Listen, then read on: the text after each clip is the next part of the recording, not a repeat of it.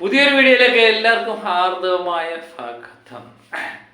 അപ്പം മലയാള സിനിമയുടെ ചരിത്രം നമ്മൾ എടുത്തു നോക്കിക്കഴിഞ്ഞാൽ വർഷങ്ങൾക്ക് മുമ്പ് നമ്മൾ കണ്ടുകൊണ്ടിരുന്നത് ഏറ്റവും കൂടുതൽ ദിവസം ഏത് ചിത്രം ഓടിയത് അത് മികച്ച ചിത്രം എന്നൊക്കെയായിരുന്നു പറഞ്ഞുകൊണ്ടിരുന്നത്. ഇപ്പം കാലം മാറിപ്പോയിട്ടുണ്ട്. കോടികളാണ് ഇപ്പം മലയാള സിനിമയുടെ ഗതിവിഗതികൾ നിയന്ത്രിക്കുന്നത്. പണ്ടൊക്കെ നമ്മൾ പറഞ്ഞില്ല 366 ദിവസം ഓടിയ ചിത്രം ഗോഡ് ഫാദർ 400 ദിവസത്തോളം ഓടി, മണിച്ചിത്രത്താഴ് എന്ന് വേണ്ട മിക്കവാറും ചിത്രങ്ങൾ തിയേറ്ററിലെ എത്ര ദിവസം ഓടി എന്നുള്ള കണക്കായിരുന്നു. അതുപോലെ എത്ര തിയേറ്ററിൽ ഓടി എന്നൊക്കെയുള്ള ഈ റിലീഫ് ചെയ്ത എല്ലാ കേന്ദ്രങ്ങളും 25 ദിവസം പിന്നിട്ട മലയാള ചിത്രം എന്നൊക്കെ പറയുമ്പോൾ അത് നല്ല ചിത്രമാണ് എന്നുള്ളൊരു പേര് വരുമായിരുന്നു. അങ്ങനെ ആയിരുന്നു ഈ മാർക്കറ്റിംഗ് തന്ത്രം. അപ്പോൾ കാലം മാറുമ്പം അതിന് മാറ്റം വന്നു. അങ്ങനെ ഇപ്പോൾ 100 കോടി 200 കോടി 300 കോടിയിലൊക്കെ മലയാള സിനിമ ചെന്നെത്തി നിൽക്കുകയാണ്. മലയാളത്തിൽ തന്നെയല്ല, അന്യഭാഷകളൊക്കെ നമ്മൾ കോടികളുടെ കണക്കാണ് പറയുന്നത്. മലയാളത്തിൽ ആദ്യത്തെ 100 കോടി എന്ന് പറയുന്നത് ഒരു ചിത്രമാണ് പുലിമുരുകൻ. പുലിമുരുകൻ 100 കോടിക്ക് മുകളിൽ നേടി ചരിത്രം സൃഷ്ടിക്കുന്നു. അന്നുവരെ നമ്മൾ മലയാളത്തിൽ 100 കോടി നമ്മൾ കണ്ടിട്ടില്ലായിരുന്നു. ഒരിക്കൽ പോലും മലയാളത്തിൽ 100 കോടി കടക്കുമോ എന്നൊക്കെയുള്ള നമുക്ക് സംശയമായിരുന്നു. അതൊക്കെ അന്യഭാഷകൾക്ക് പറഞ്ഞിട്ടുള്ളതാണ് എന്നൊരു തോന്നലായിരുന്നു നമുക്ക്. പക്ഷെ പുലിമുരുകനിലൂടെ ആ ചരിത്രം നമ്മൾ മാറ്റിയെഴുതി. അതിനുശേഷം ലൂസിഫർ വന്നു, 2018 വന്നു, ആവേശം, ആടുജീവിതം, പ്രേമലു, മഞ്ഞുമൽ ബോയ്സ്, ആവേശം, ARM, എമ്പുരാൻ, തുടരും, ലോക, അതുപോലെ ഇപ്പം ആട് 3യിലും ചെന്ന് നിൽക്കുന്നു. അതിനിടയ്ക്ക് സർവമായ ഉണ്ടായിരുന്നു. അപ്പോൾ ഈ കണക്കുകൾ എടുത്തു നോക്കിക്കഴിഞ്ഞാൽ അനേകം ചിത്രങ്ങൾ 100 കോടി. ഇപ്പം മലയാള സിനിമയിൽ മിക്കവാറും ചിത്രങ്ങളെല്ലാം 100 കോടി. പ്രത്യേകിച്ച് 2025 ശേഷം തുടർച്ചയായിട്ടുള്ള 100 കോടികളുടെ എണ്ണം ഒത്തിരി കൂടുതലാണ്. ഈ ലിസ്റ്റ് എടുത്ത് നമ്മൾ പരിശോധിച്ച് നോക്കിയുമ്പോൾ മോഹൻലാൽ ചിത്രങ്ങൾ തന്നെയാണ് ഇതിനകത്ത് ഒന്നാം സ്ഥാനത്ത് നിൽക്കുന്നത്. 4ഓളം ചിത്രങ്ങൾ ലാലേട്ടൻ്റെതായി 100 കോടിയുണ്ട്. അത് ചില ചിത്രങ്ങൾ 200 കോടിയൊക്കെ കടന്നിട്ടുണ്ട് എന്നുള്ളത്. 200, 250 കോടി കടന്ന ചിത്രങ്ങളുണ്ട്. പുലിമുരുകനായിരുന്നു ആദ്യമേ തന്നെ 100 കോടി കടന്ന ചിത്രം. അതിനുശേഷം ലൂസിഫർ വരുന്നു, എമ്പുരാൻ വരുന്നു, തുടരും വരുന്നു. അങ്ങനെ 4ഓളം ചിത്രങ്ങളുമായിട്ട് ലാലേട്ടൻ തന്നെ മുൻപന്തിയിലുണ്ട്. നമ്മുടെ പൃഥ്വിരാജിൻ്റെ ചിത്രമുണ്ട് ആടുജീവിതം, ആവേശം ഭഗത്തിൻ്റെ ഉണ്ട്, നിവിൻ പോളിയുടെ സർവമായുണ്ട്, നസ്ലിൻ്റെ പ്രേമലു ഉണ്ട്, ARM ടൊവിനോയുടെ ഉണ്ട്, ലോക ചാപ്റ്റർ 1 ചന്ദ്ര നമ്മുടെ കല്യാണി പ്രിയദർശൻ്റെ ചിത്രമുണ്ട്.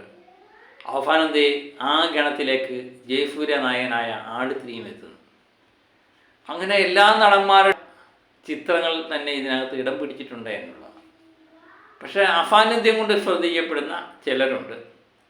അതിലെ ഒരാളാണ് നമ്മുടെ പ്രിയപ്പെട്ട മമ്മൂട്ടി. മമ്മൂട്ടിയെ പറ്റി പലപ്പോഴും പലരും പറയാറുള്ളത് ഒരു ആവറേജ് കളക്ഷനിൽ നിൽക്കുന്ന ഒരു നടനാണ് മമ്മൂട്ടി. ഹെവി പോസിറ്റീവൊക്കെ നേടിക്കഴിഞ്ഞാൽ മമ്മൂട്ടി ചിത്രങ്ങൾ 88 കോടി 90 കോടി റേഞ്ചിലേക്ക് ചെന്ന് നിൽക്കും. അതിൽ കൂടുതൽ മമ്മൂട്ടി ചിത്രങ്ങൾക്ക് റേഞ്ച് കുറവാണ് എന്ന് പറയും.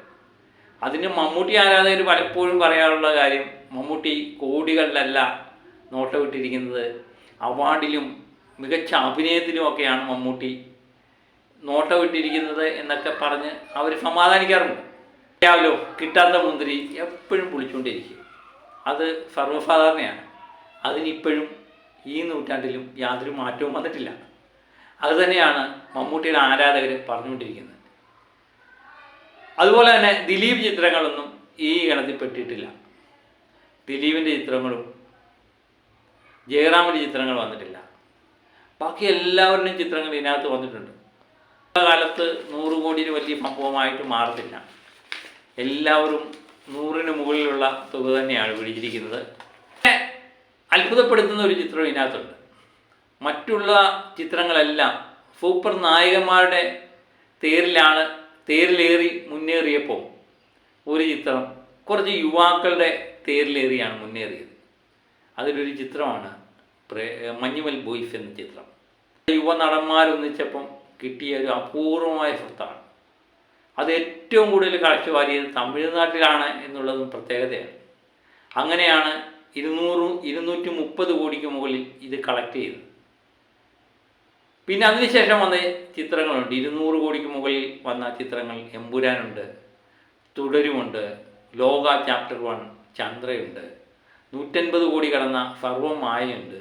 ആ കാലത്ത് എനിക്ക് തോന്നുന്നു 150 കോടിയും 200 കോടിയും 300 കോടി എന്നൊരു വലിയ വിഷയമല്ലാത്ത കാലത്തിലേക്കാണ് നമ്മൾ പോയിക്കൊണ്ടിരിക്കുന്നത്. അപ്പോഴും അവശേഷിക്കുന്നത് മമ്മൂട്ടിയുടെ 100 കോടി എന്ന് തികയ്ക്കും എന്നറിയാൻ വേണ്ടി തന്നെയാണ്.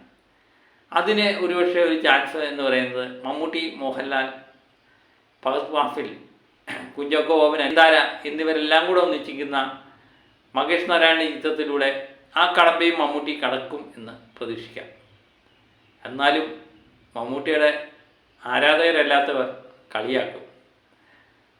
മോഹൻലാലിൻ്റെ ചിറകിലേറിയാണ് മമ്മൂട്ടി 100 കോടി നേടിയത് എന്ന് പറഞ്ഞുകൊണ്ടേയിരിക്കും. അതവരെ കുറ്റം പറഞ്ഞിട്ട് കാര്യമില്ല. മമ്മൂട്ടിക്ക് ഒറ്റയ്ക്ക് 100 കോടി നേടുന്നത് എന്നാണെന്നറിയാൻ വേണ്ടി നമ്മൾ ഇനിയും കാത്തിരുന്നേ പറ്റൂ. അതിന് സാധിക്കുമോ ഇല്ലയോ എന്നുള്ളത് കാത്തിരുന്ന് കാണേണ്ട കാര്യമാണ്.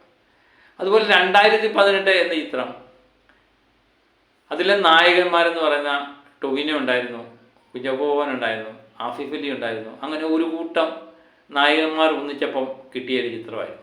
കേരളത്തിൽ ഏറ്റവും കൂടുതൽ കളക്ട് ചെയ്ത മലയാള ചിത്രമായിരുന്നു 2018. അതിനുശേഷം തുടരും എന്ന ചിത്രം മലയാളത്തിൽ നിന്ന് മാത്രമായി 100 കോടി കടക്കുന്നു. അതിനുശേഷം വന്ന ലോക ആ റെക്കോർഡും തകർക്കുന്നു. അങ്ങനെ റെക്കോർഡുകൾ തകർത്തുന്ന ഒരു കാലത്തേക്കാണ് നമ്മൾ പോയിക്കൊണ്ടിരിക്കുന്നത്. ഇനി ഒരു പക്ഷേ മലയാള സിനിമ 500 കോടിയൊക്കെ കടക്കുന്ന കാലമൊന്നും വിദൂരമല്ല. ഒരു ലാലേട്ടൻ ചിത്രത്തിലൂടെ അതും നമ്മൾ കയ്യെത്തിപ്പിടിക്കും എന്ന് 100% ഉറപ്പാണ്. അതിനുവേണ്ടി നമുക്ക് കാത്തിരിക്കാം. അപ്പം മറ്റൊരു വീഡിയോയുമായിട്ട് വീണ്ടും ഞാൻ എത്താം.